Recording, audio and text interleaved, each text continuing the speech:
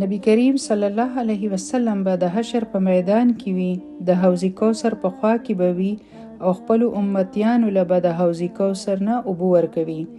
ځینې خلک به راشي نو فرشتې به هغوی لرې کړي، منع به یې کړي. نبی کریم صلی الله علیه وسلم به وفرمایي چې تاسو ولې دوی منع کړل؟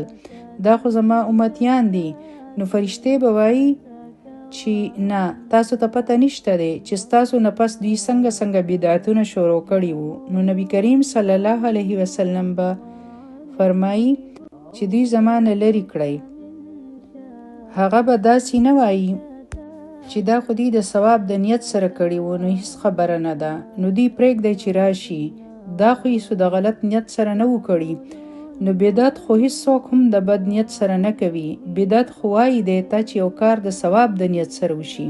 او دویم چې کوم مسکنسپشن دی هغه دا دی چې خلک په دې شپه کې سپیشل منځونه کوي. نو د دې په باره کې صحیح حدیث نه میلاویږي چې نبی کریم صلی الله علیه وسلم په دې شپه باندې خاص نفلونه کړي وو یا خاص منځ کړي وو.